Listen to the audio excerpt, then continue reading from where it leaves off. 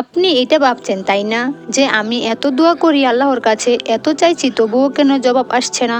আমি জানি যে আপনার এমনই খেয়াল আসছে হয়তো, কিন্তু মনে রাখবেন, যেভাবে আপনি আপনার জীবনের এক এক ঘটনা মনে রাখেন, সেভাবে আল্লাহ তাআলাও তার বান্দার এক এক সেজদা, এক এক দোয়ার হিসাব রাখেন। আরে তিনি তো এক ফোঁটা চোখের জল করা দোয়াও ভুলেন না, তাহলে তিনি আপনাকে কিভাবে ভুলবেন? আপনি কি জানেন এই কষ্ট ও দুঃখ কেন জীবনে আসে? শুনেন, এর পেছনে অনেক কারণ থাকে, আমরা অবুঝ মানুষ কিভাবেই বুঝতে পারি। শুনেন, কোনো মানুষই এমন নেই যার কোনো দুঃখ আসেনি। আসলে দুঃখ কষ্ট আসা তো আল্লাহর তরফ থেকে এক পরীক্ষা। জেনে রাখুন, এই কায়নাতের কিছুই হঠাৎ হয় না, আর এখানে গাছের পাতা পর্যন্ত তার হুকুম ছাড়া লড়ে না। যা হয় তা আল্লাহ আগে থেকেই জানেন। আল্লাহ তাআলা কুরআনে বলেন, কষ্টের সাথেই স্বস্তি রয়েছে।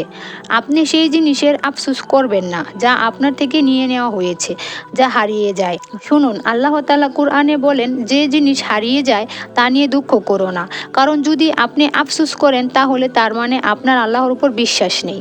যদি আপনি ভাবেন সবসময় আমার লাইফেই কেন এত দুঃখ কষ্ট, তাহলে জেনে রাখুন এই কষ্টেরও এক্সপায়ার ডেট থাকে, আর এটা আপনার জন্য পরীক্ষা, যার সময় কারোর জন্য কম আর কারোর জন্য একটু বেশি। কিন্তু যে যত বড় কষ্ট সহ্য করে তার পুরস্কারও তত বড় হয়। কখনো কখনো আমরা মানুষেরা এই দেরির পেছনের কারণ জানি না। আজকের ভিডিওটি এই পর্যন্তই। আপনারা এর পার্ট 2 চাইলে কমেন্ট করুন। প্রিয় দর্শক, মনে রাখবেন, আমল বা দোয়া যাই করেন আল্লাহর উপর সবসময় তাওয়াক্কুল করতে হবে, তাহলে তাড়াতাড়ি ফল পাবেন ইনশাআল্লাহ। প্রিয় দর্শক, আপনারা চাইলে আপনাদের দোয়া কবুলের গল্প আমার চ্যানেলে শেয়ার করতে পারেন, যাতে আপনার গল্প শুনে অন্য কেউ অনুপ্রাণিত হতে পারে।